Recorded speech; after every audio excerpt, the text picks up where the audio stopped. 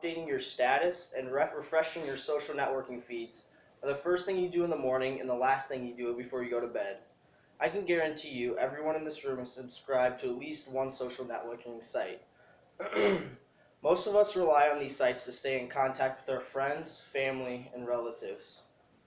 I've used just about every social networking site available in my lifetime. I joined Facebook when it was launched in 2004, and I've seen the tremendous growth that it has gone through. Social media is an integral part of many people's lives. Most people have never taken the time to understand the complexity of these sites, the uses, and the impacts that they have on our lives. In the next 5 minutes, I will tell you about the history of social media, the main uses, and the impacts that it has on our day-to-day lives. I'm going to start by telling you about the history of social networks. Most people remember MySpace as the first major social networking service. However, history goes back a lot further than that. The first recognizable social media website was 6degrees.com, which was created in 1997. And here's a picture of it.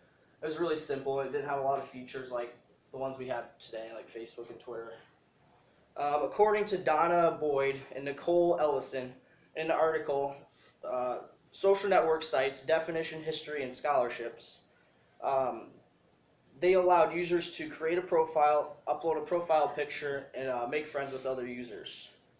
For a few years, it was the only social network service to combine these three features into one site. In Boyd and Ellison's article, they explained that the company's effort was too pushy for many, and that people began to soon lose interest in the site as a whole. The company was forced to shut down because it was not making very many profit, and after the crash, the first blogging sites became popular. Social media started to gain popular among teenagers, and new sites began popping up. In 2001, Fotolog, Skyblog, and Friendster had launched. A few years later, MySpace and LinkedIn were created. According to Boyd Ellison, MySpace was the most popular social site in the United States by 2006. However, it was overtaken by Facebook in 2008. Twitter was soon introduced after Facebook and became one of the most popular social network sites today. In today's world, there are a wide variety of social networking sites. Many of these sites, like Google Plus, try to replicate the major ones like Facebook and Twitter, but Facebook and Twitter still manage to pull ahead and gain the popularity in the web. The key to Facebook's success was the famous like button that's seen everywhere around the web today. Now that you know more about the history and I have explained some of the uses, I'm now going to talk about the main uses that social media has in our day-to-day lives. Social media engages people and brings a large world together in a quick and efficient way. Politicians worldwide are creating social media accounts to boost their support. Political ads aren't just on TV screens and billboards anymore. Politicians include many of these social networking sites to boost their campaign strategies. Ellen McDonald explains in her article, Digital Media Shapes Youth Participation in Politics, that social media is changing, quote, how much young people are participating in voting. To get a better understanding, she surveyed 3,000 people and between the ages of 15 and 25. She found that 41% of the youth that had voted in the year were engaged in social media in some type of way. This shows that social media is an important part of youth politic actions. Many of these sites allow businesses to create information. In business world, social media is an efficient way to target consumers, and many of these sites allow businesses to create pages with information and reviews about their company. This increases the reputation and allows for a more personal connection with consumers.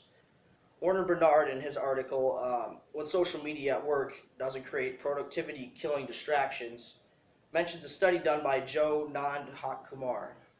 Joe and his team studied a large company that used social media sites like like Facebook and Twitter, to communicate with their customers.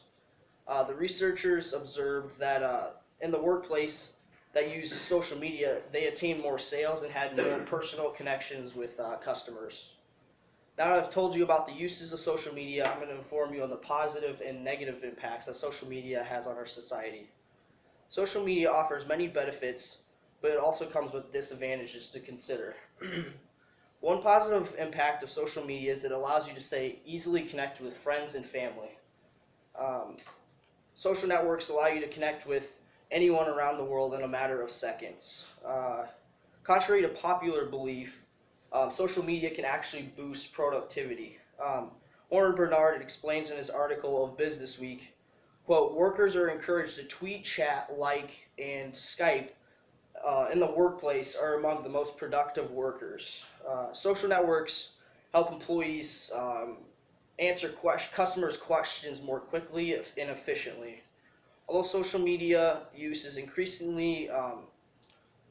dramatically, it can have some negative impacts with the way we interact with each other. According to Meredith Farkas in her article "Governing Social Media," quote, with online social networking, the lines blur between personal and professional.